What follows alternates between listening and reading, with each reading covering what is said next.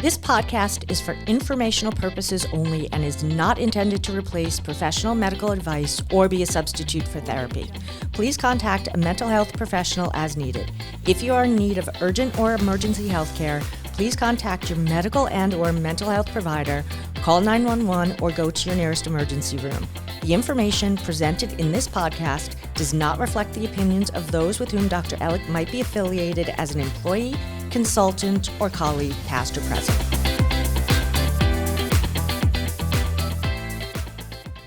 Welcome to another episode of From Mayhem to Mindset with Dr. Laura. I am your host, Dr. Laura Ellick, and we are here diving deep into issues related to mindset, giving everyone the opportunity to tell their story and hopefully inspire others. So today we have a great episode on tap. I am really excited about this.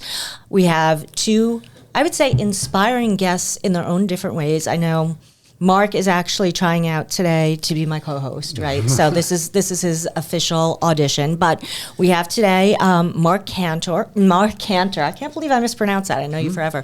Marc Kantor, who I would say is interventionist extraordinaire. Thank you. Is that how we would define you? I appreciate it, nonetheless. Yeah. Accept it, man. Accept it. Right? And then we have an absolutely amazing, inspirational guest, David Osterman. So, David, first of all, I am so happy that you're here. Thank you. So grateful that this is your first podcast, actually, and you're here to tell your story and be vulnerable, even though that word is a little touchy-feely for me, but and to tell your story and inspire others. So, you know, my understanding is you have gone through an incredibly tragic accident, living a great life, right, out in California, married, living the dream, having an accident, then coming out and having a huge lifestyle change. And here you are, still here, survivor. Tell us a little bit about your story, your background, and why it's important to you to tell it. Okay, I'm happy to be here. I grew up in New Jersey, in a very white, prominent Jewish neighborhood. And I went to college in Arizona, the University of Arizona. And I was an actor. I was in the musical theater department. And I thought I was going to be an actor my whole life. And in college, I met my wife. And we fell madly in love with each other. And I moved to Los Angeles. Was she a theater person too? No. Mm-hmm. I actually changed majors to be in her major because I wanted to be with That's her. Slick. That is slick. I want to spend more time with her. I was a theater major too when I started college. Did you know that? I didn't know that. I sucked. Yeah. That's why I'm not a theater major. I went to acting camp and theater That's camp. Awesome.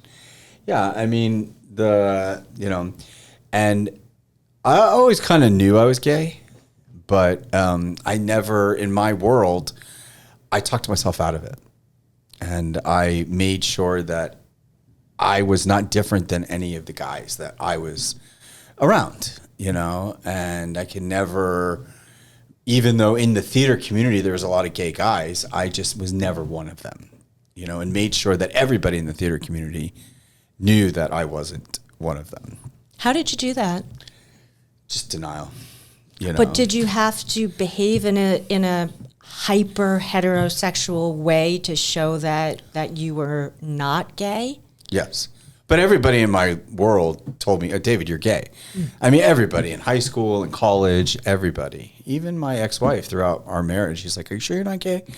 You know? And I'm like, and I really talked myself out of it and denied the fact that I wanted to be I wanted to have kids. I wanted to get married. I wanted to, I didn't want to be different than anybody, even though I was always very different and always very expressive. And we graduated college, and she actually graduated a little bit before me. And we moved to LA, and I was in the theater business for a little bit in LA. And she was from LA. She was from LA. Yeah, her family was there. Yeah. and her family was there, and they took me in.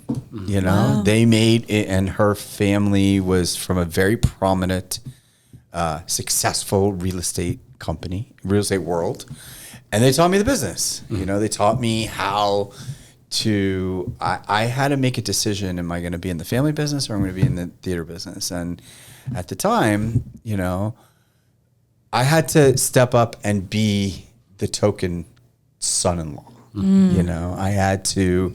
It was the same thing with the theater business, and nobody, you know, I had to put on this world that I very much wanted. I was just going to say, You know. that was what you had set out to do. So you actually did that. During all of this time when you were dating your ex-wife, did the idea of your sexuality even come up during that time? Oh yeah, all the time. All the time. Just for me though, you know. I want to add something. I mean, not only is it, and I'm kind of speaking, you know, from the kind of community that we come from, it's not even that it's something you set out to do. I think it's something we're programmed to do. Oh yeah. Yeah. Even though we don't have arranged marriages or things, we're kind of programmed to, and maybe everybody is programmed to, this is what's going to be, this is how it's going to be. And so you see that and that's acceptable and you go for that. I mean, you had to marry rich, you know, and marry Jewish and have Jewish kids and belong to the Jewish country club. And we lived in a bubble. Like I had no non-Jewish friends that were white non-Jewish friends that we traveled the world, you know, and we had a wonderful life. And I was the best husband. I was the husband that my wife's friends were jealous of. Of course. You know, they were like, I wish I had a husband like yours. And we had 3 children. And, you know, we had a very hard time getting pregnant, which was a very difficult time in our marriage. But we managed to conceive 3 boys. And they're all in college now, thank God. That's great.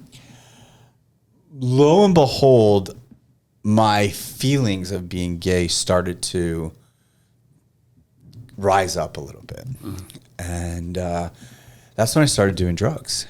So that's interesting because we were talking about, and one of the things I'm really big on is this concept of early programming. That, you know, we come from this system and our parents come from a system too. So it you know, it travels down through generations of this is what we do, these are the expectations, and you obviously bought into it because that's what we do, we don't know any better. Yeah. And then at a certain point in time, what do you think it was around that period of time that you started questioning or felt more comfortable to allow some of those feelings to rise to the surface? Because you had been masking all of this time. Oh, I didn't allow them to rise to the surface. I felt them. You did? You know, I would go and... I would go and do my side business, let's call it. And I would... I don't know how freely we could be. You can be as free as you want. I mean, here. I would go to the bathhouses. Sure. And the bathhouses are gay spas that I would go and explore, and they're in like the seediest places in Los Angeles. Not safe. Not safe, you know, and that's where. But I could be myself there, and then I would go home, be a dad, and nobody would ever question me, and nobody ever questioned me ever. Could you turn it off? Would you go home? Would you feel guilty? Would you feel like, or were you able to compartmentalize that was my life there and this is my life now? And yeah, I never felt guilty. I did. This was it. This was this was my own private time. Let's call it. One of the things that, you know, I've done this whole series on TikTok and Instagram about cheating and reasons why people cheat. And that's mostly with heterosexual couples. But you have this whole other dynamic there where there's thinking about it and then there's crossing over into the action. Oh no, I crossed over. So right. So what do you think? Because again, we're talking about mindset, and it's really brave to cross over that early programming and to be like, I can't do that. What for you, if you can even remember, translated from thought to action? Was it an impulsive move? Like, I'm just driving past there one night. What the heck? Let me check it out. Truthfully, it was there was a website called Double List, and it was a hidden website for gay men to go on and Gay married men or just gay men? married men, Anyone, right? anyone could go on and kind of hook up with. 'Cause this was way before the apps. Sure, sure. And I took a chance, you know. I kind of was like, you know, maybe I should go dabble in it and see what it's like, you know. But I never, ever, ever, ever planned to come out, ever. Like, it was not. I was the, you know, the white Jewish. The poster child. The poster child, you know. I was the best son-in-law. I was the best everything. And, you know, like, I won the Oscar in my part. Right. So you were not looking to blow up your life. I was not looking to blow up my life. And I was not looking to change anything in my life. And it sounds like you liked your wife.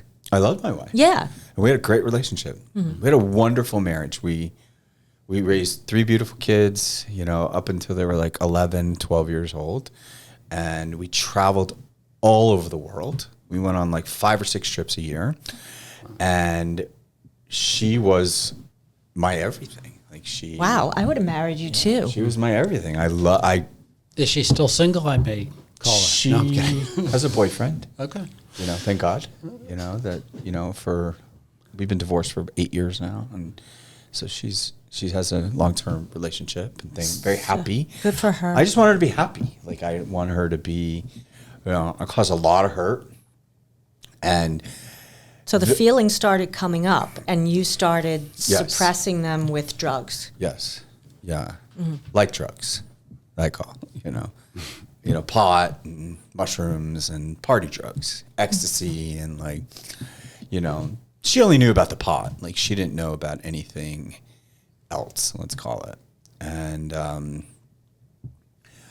you know, as I started getting into drugs, my gay side would come out, not knowing, you know, like, we would be out in public together and, like, guys would be hitting on me with, you know, Her there. you know, and I was like, okay, you know. Wow. You know, I didn't really think anything. I didn't think that anything was wrong, let's call it. But no wonder why she would say, "Are you sure you're not gay?" Yeah. Yeah. Yeah. I just never, it wasn't part of my life. Sure. Being gay was not, That was not the plan. it was not an not the option. plan, It was yeah. not, it was just not, you know, I was a married guy that was very open sexually. And I, you know, so as time went on, I was in my early 40s. I think I was like 42. I lost 100 pounds. And I was tired of I was 250 pounds, 5'9". So I was pretty heavy, you know, in my world. And I was done. I was tired of being heavy. I felt like there was this big weight on me. And when I lost 100 pounds, I was in a yoga class in West Hollywood. And I saw my abs for the first time. And when I saw my abs for the first time, I was like, oh my God, I'm gay. Like, I saw it. Like, I was hiding behind So the weight. the too. weight. I was hiding behind the weight and the lifestyle and the family, you know, like, I wanted the family. She comes from a family of 30. Oh boy. You know, and I come from a family of a couple, you know, maybe 3 or 4. It's very small, you know, and So that was I always ask people, what's like an aha moment? Yeah. Where it like hit. Now, Yeah. wait, this is going to sound like a ridiculous question, but I'll ask it. What was it about your abs per se? Was it the abs or was it just seeing your body in its real form? it was the first time I saw myself. Gotcha. And it was the first time I allowed me to see myself. So I went on a venture. I went to Burning Man It's a big music festival in Nevada that is very intense. It's very open. Nobody's gay. Nobody's straight. You know, everybody's just. You just are. Everyone just are. Nobody gives nobody. You don't handshake anybody. You give hugs and kisses. Like that's the vibe of Burning Man. And I went to Burning Man. You know, in Burning Man you have to wear costumes, so I went all out. Like I went all out. I bought like 20 costumes. But I went to Burning Man to see if I could be a gay guy and introduce myself as a gay man. And, you know, because I figured nobody knows me. I'm in a foreign state, you know, and I can be who I want to be, and I don't have to put up this act. So not even be who you want to be who you are. Be who you are, yeah. Yeah. So take us through to where the accident happened. So life happened. I got involved with meth, and my life, meth was I got divorced, and when I found meth, maybe a year later, it was the greatest thing I've ever found in my life. So that was after the divorce? After the divorce, yeah. Wow. It was the greatest. I was so depressed and so heartbroken that I ruined my whole life. So when I found meth, it was the greatest thing in the world. And I went in and I went to treatment. And that's where I met Marc, actually. Marc was my interventionist, and he took me to treatment for the first time. I told you, interventionist extraordinaire, right? Yeah. He's persuasive. He blindsided me. He told me there's a bunch of horses at this treatment center, and you'll love horses. I never rode a horse in my life. Yeah. But for some reason, Marc saying it was like, hey, I'll check out the horses. Come on. I'll go see some horses. And fast forward, I went to treatment, and I never even heard of the Big Book before. I never heard of any addiction things before. I never even thought I was an addict. I never thought. I went to treatment. I did it, but I never I never was all in. Yeah. I played the part that I was all in. But you were so good at that. Yeah, I was playing the part. I played the part of the addict, and because that's where I was. They dropped me off at this place that was in Austin, Texas, and I've never even been to Austin, Texas, nothing. So fast forward, I went there. I met this amazing man, and we had a relationship for 2.5 years. After treatment. After treatment. You completed treatment. Yeah. And I think you did well after treatment initially. I did well. I stayed sober for 2.5 years. Mm-hmm.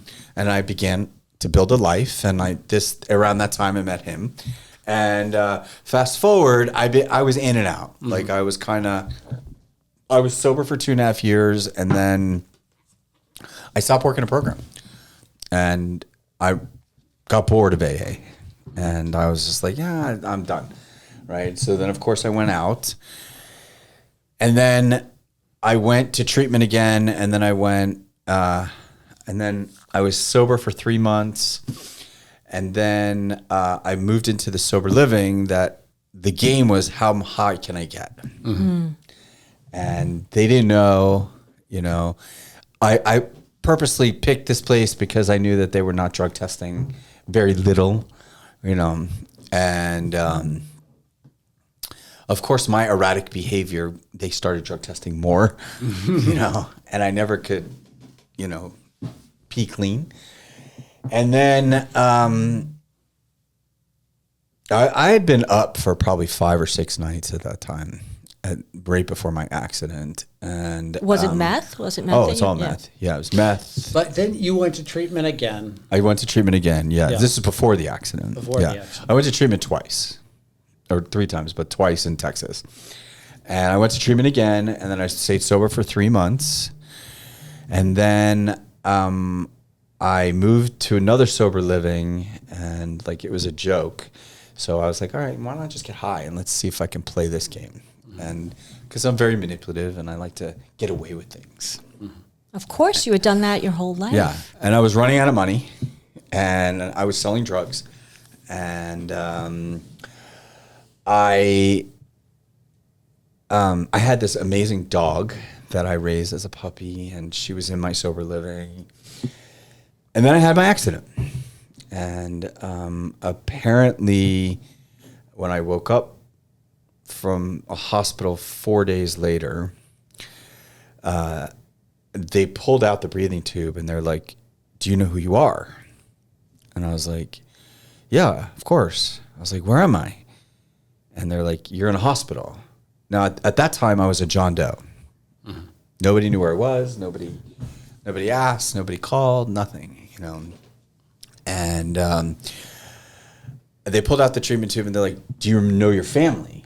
And I was like, "Yeah." I was like, "I know my mom's number." So I called my mom and I told her I was in an accident. Mm-hmm. And then they told me when they pulled out the breathing tube that I was in an apartment building, running naked from the cops, and I jumped 3 stories.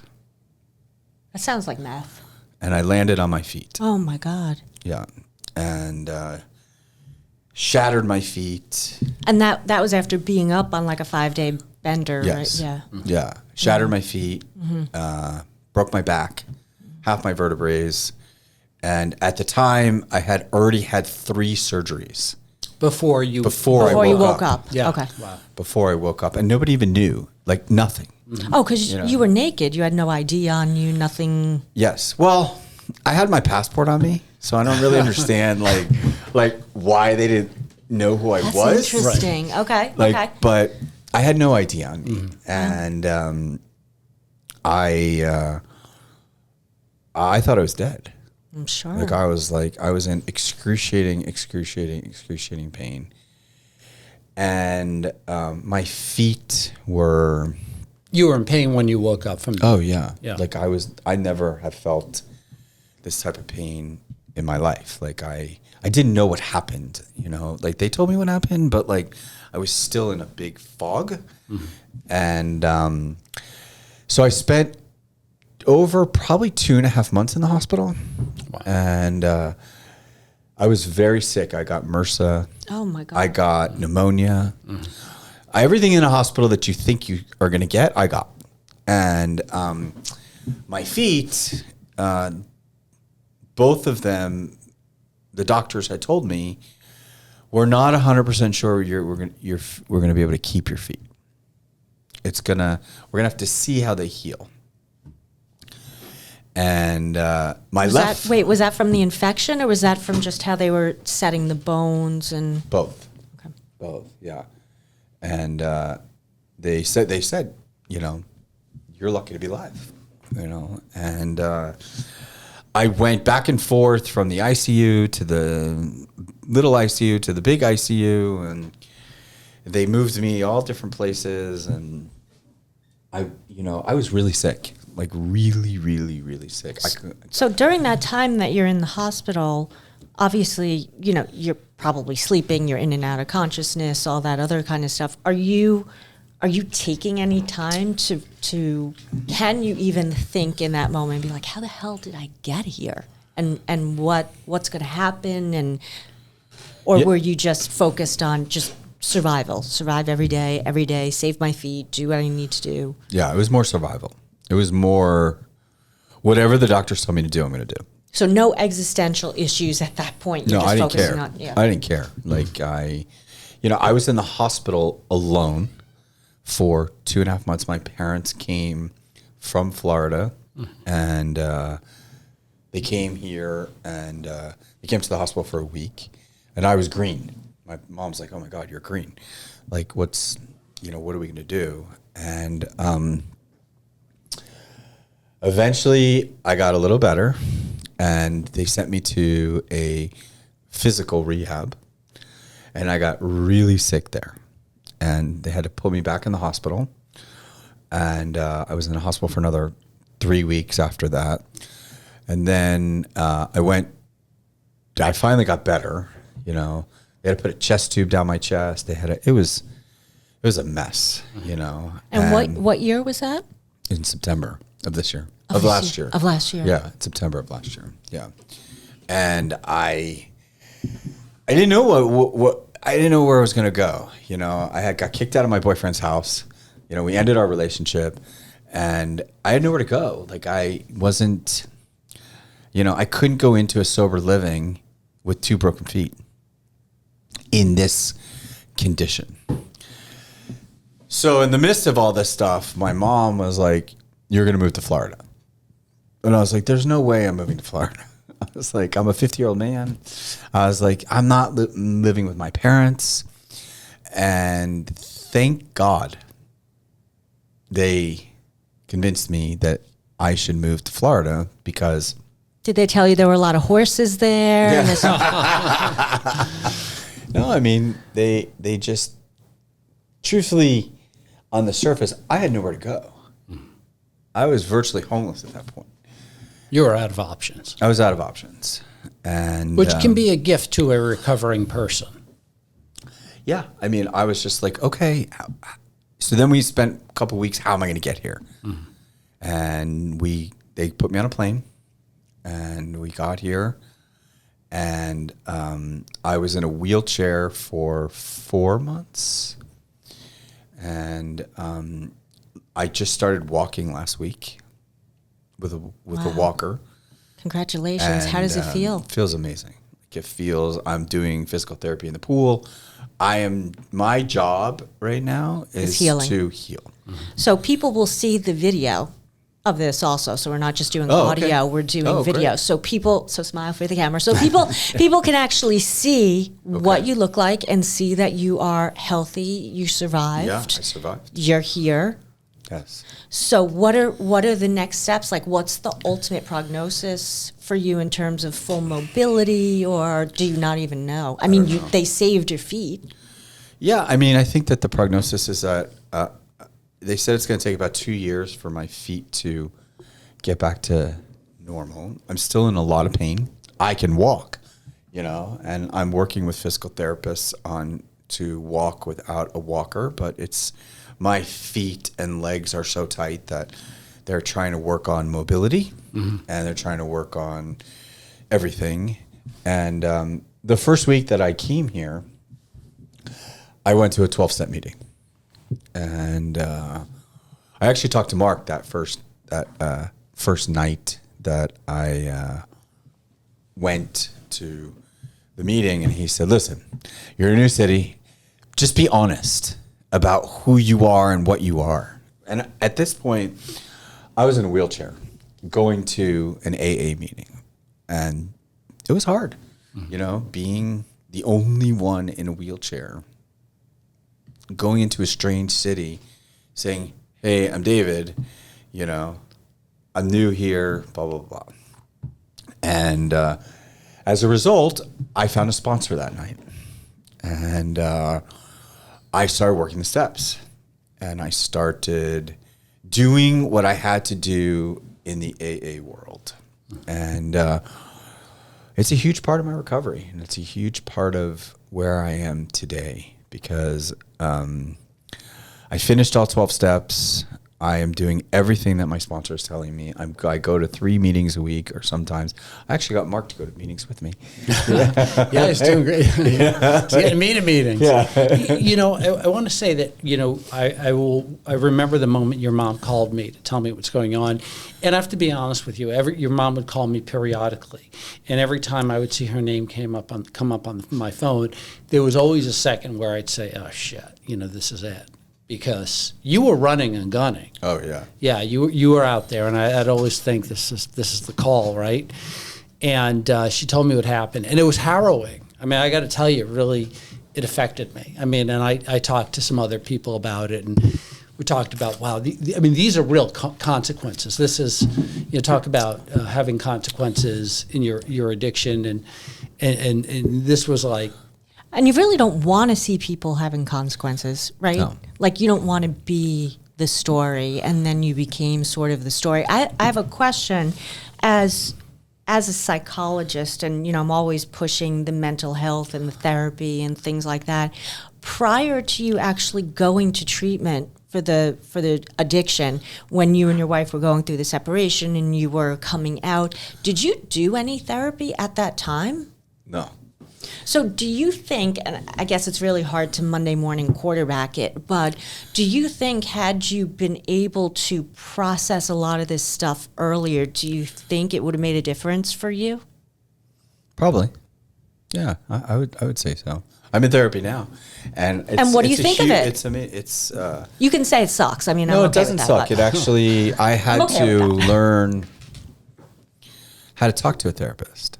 I had to learn like the things that like my therapist is we go online and and he is an addiction specialist and he is a trauma specialist. And when I was looking for a therapist, that's what I was looking for, somebody that does addiction and someone who deals with trauma.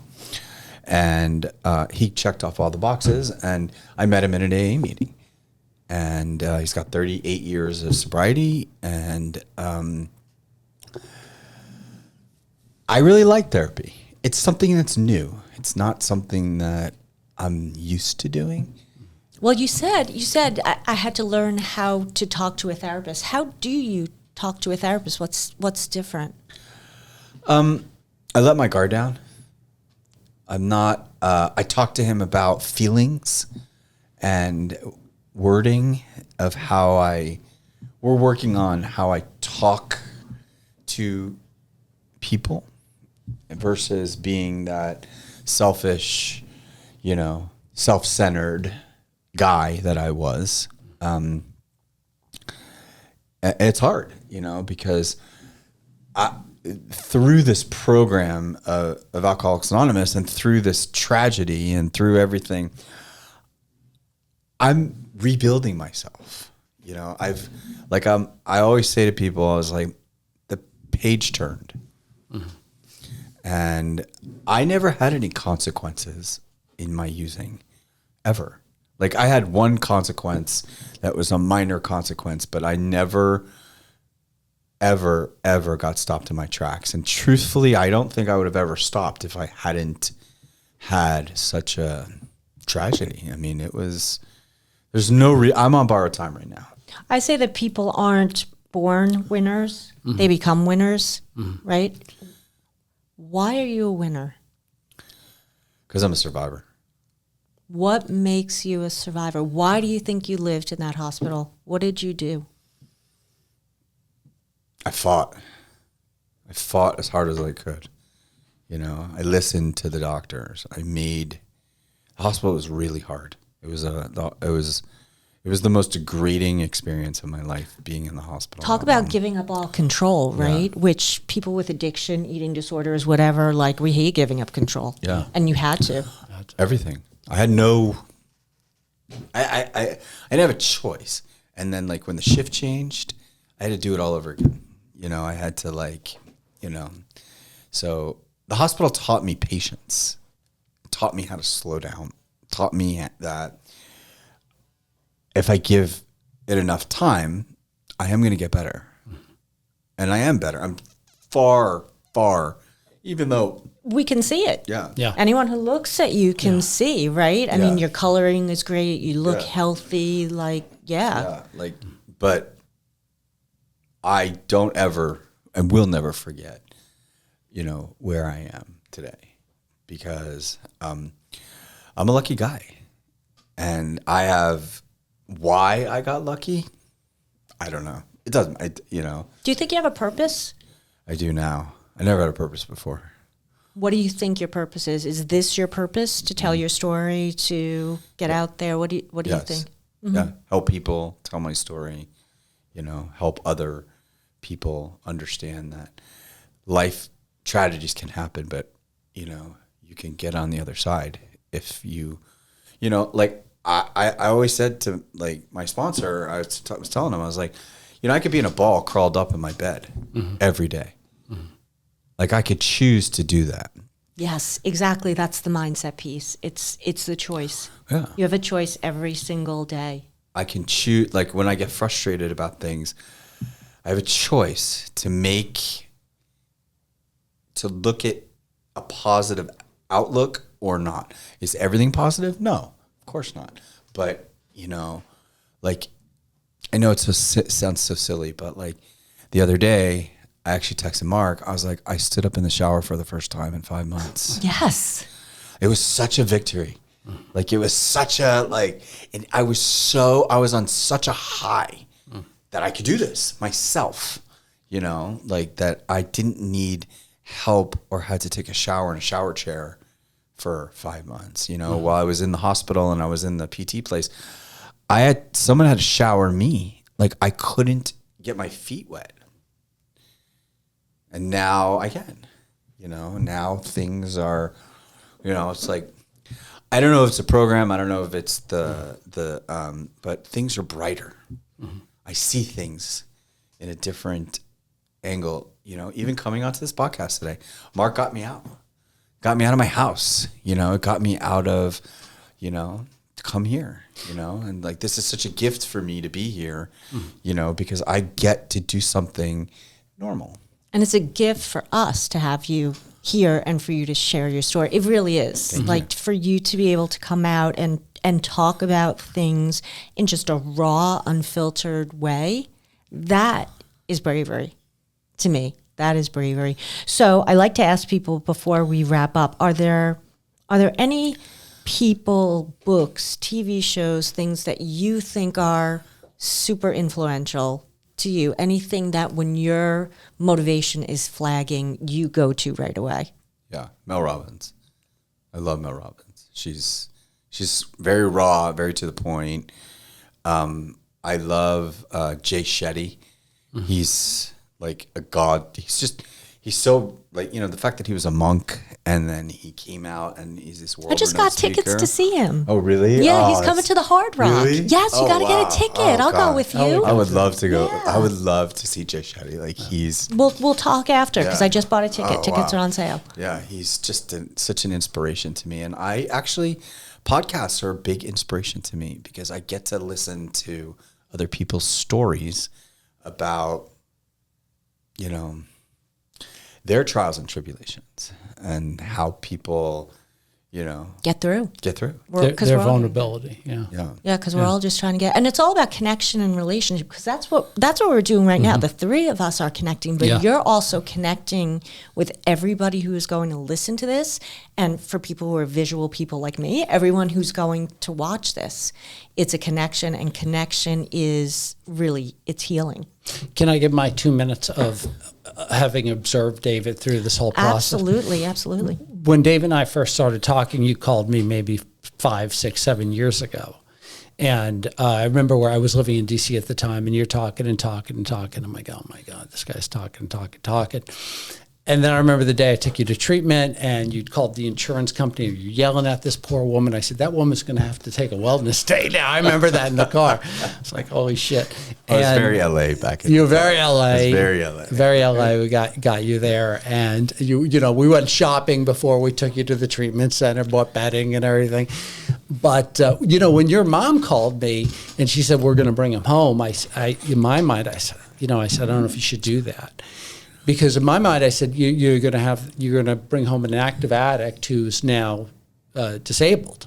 That's going to be a mess. She said, we have no choice. But I have to tell you,